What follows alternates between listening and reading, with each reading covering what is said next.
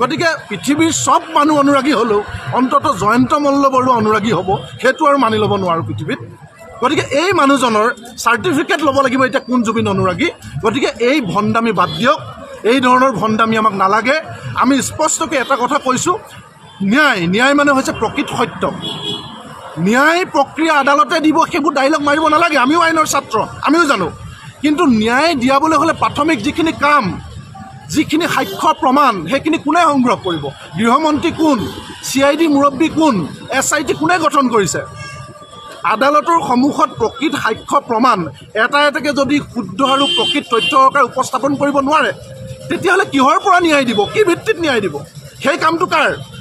চৰকাৰ কাৰ? আজি হিমন্ত বিশ্ব শৰ্মাই কোন দলৰ মুখ্যমন্ত্ৰী বুলি কয়? নিশ্চিতভাৱে বিজেপি দলৰ।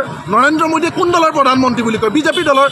সেই দলটোৱে একো আন্দোলন কৰিব, সেইটোতকৈ আৰু কিবা ভণ্ডামি কেতিয়াও থাকিব নোৱাৰে। গতিকে আমাৰ স্পষ্ট কথা, অসমৰ ৰাইজৰ আন্দোলনক বিপথে নিবৰ কাৰণে যিমানেই নাটক নকৰক, যিমানেই যি নকৰক, লাগিলে আমি আন্দোলন কৰিছোঁ। জুবিনদাৰ অনুৰাগী, আমাক ন্যায় লাগিব। যিমানেই ওলোটাকৈ পাঠ নপঢ়াওক লাগিলে, জুবিনদাৰ ন্যায় ক্ষেত্ৰত বিজেপি চৰকাৰৰ দলে সম্পূৰ্ণৰূপে দোষীক ৰক্ষণাবেক্ষণ দিছে। আৰু কিবা নহয় ক'ৰবাত তেওঁলোকৰ কিবা অংক আছে, সেই কথাটো খুব সোনকালে ৰাইজৰ ওচৰত মুকলি হৈ পৰিব। আৰু মই দেখিলোঁ যে জয়ন্ত মল্ল বৰুৱা ডাঙৰীয়াই তেওঁ কৈছে যে আজিহে প্ৰকৃত জুবিনদাৰ অনুৰাগীসকল ওলাই আহিছে। তাৰমানে আমি বিজেপিক সুধিব বিচাৰিছোঁ, ইমান দিনে যে অসমৰ ৰাইজে স্বতঃস্ফূৰ্তভাৱে জুবিনদাৰ ন্যায় বিচাৰি আন্দোলন কৰি আছে, তাৰমানে তেওঁলোক বিজেপিৰ দৃষ্টিত নকল অনুৰাগী, এই কথাটোৱে ক'ব বিচাৰিছে।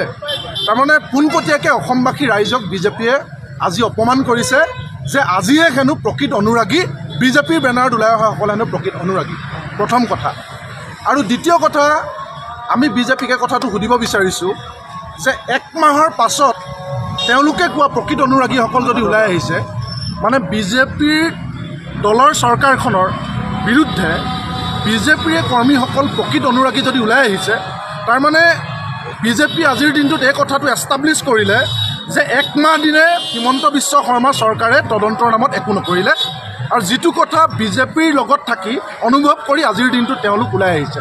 তাৰমানে ইমান দিনে আমি যে কৈ আছিলোঁ যে বিজেপিয়ে হিমন্ত বিশ্ব শৰ্মাই জুবিনদাৰ তদন্তৰ কাৰণে একো নকৰিলে, আৰু হিমন্ত বিশ্ব শৰ্মাই যিবিলাক কথা ইয়াত কৈ আছে, এইবিলাক মানে নগৈ গড়গাঁৱৰ বাতৰি নিচিনা। কাৰণ আমি প্ৰথম দিনটোৰ পৰাই কৈ আছিলোঁ যে প্লেচ অফ অকাৰেঞ্চত যেতিয়ালৈকে নাযায়, চাব দেই, আমি যুক্তি সহকাৰে এই কথা বতৰাবিলাক এইকাৰণে কৈ আছোঁ যে জুবিনদাৰ ঘটনাটোক লৈ 2টা পৰ্ব আছে। প্ৰথম পৰ্ব হৈছে পাৰ্থিৱ শৰীৰ ছিংগাপুৰৰ পৰা দিল্লীলৈকে আনিলে, দিল্লীৰ পৰা গুৱাহাটীলৈকে আনিলে, গুৱাহাটীৰ পৰা সৰুসজাইলৈকে আনিলে, সৰুসজাইৰ পৰা আনি সোণাপুৰত সৎকাৰ কৰিলে। সেই পাৰ্টটো দেখি অসমৰ মানুহে কৈছে ঠিক আছে, মুখ্যমন্ত্ৰীয়ে নেতৃত্বলৈ কিবা এটা কৰিছে, সেইটো এটা বেলেগ পৰ্ব।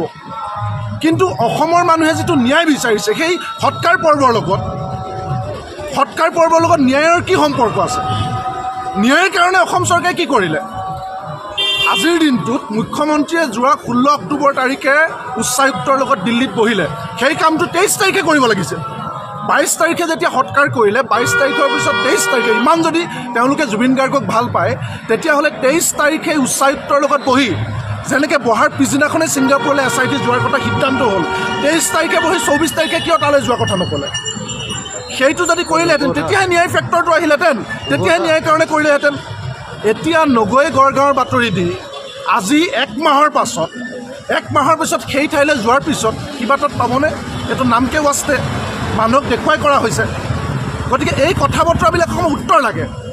আজিৰ দিনটোত বিজেপিৰ পঞ্চায়তৰ পৰা, ৰাজ্যৰ পৰা কেন্দ্ৰলৈকে তেওঁলোকৰ চৰকাৰ, একেবাৰে গাঁওবুঢ়াৰ পৰা ৰাষ্ট্ৰপতিলৈকে তেওঁলোকৰ মতে চলে, থানাৰ সৰু IC OC জনো তেওঁলোকৰ মতে চলে।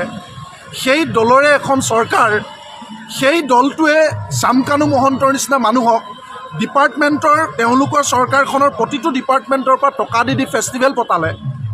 সেই দলটোৰ পিতৃ সংগঠন RSS প্ৰধান মোহন ভাগৱতৰ লগত তেওঁলোকৰ সম্পৰ্ক একেলগে উঠা বহা, সেই দলটোৰ লগতে তেওঁলোকৰ আটাইবিলাক কথা বতৰা। আজি বৈদেশিক পৰিক্ৰমা মন্ত্ৰী, বৈদেশিক পৰিক্ৰমা বিভাগ নৰ্থ ইষ্ট ফেষ্টিভেলৰ লগত জড়িত হৈ আছে। এজন ছুপাৰমেনক তেওঁলোকে ইলেকশ্যন নেখেলাকৈ MP পাতি বৈদেশিক দপ্তৰ দি থৈছে। সেই মানুহজন পবিত্ৰ মাৰ্গেৰিটা, তেওঁ আকৌ জুবিন গাৰ্গৰ এক্স মেনেজাৰ আছিল। এই মানুহজনৰ যে যিটো নীৰৱতা, সেইটোৱে আটাইতকৈ এতিয়া সন্দেহ সৃষ্টি কৰিছে। সেই মানুহজন কিয় নীৰৱ? আজিতো বৈদেশিক মন্ত্ৰী বুলি ইয়াত ফালি থাকিলে নহ'ব। তেওঁ ছিংগাপুৰৰ লগত কথা পাতি ঘটনা ঘটাৰ পিছতে কিয় SIT টীম পঠাব নোৱাৰিলে? সেই প্ৰশ্নবিলাকৰ উত্তৰ লাগে।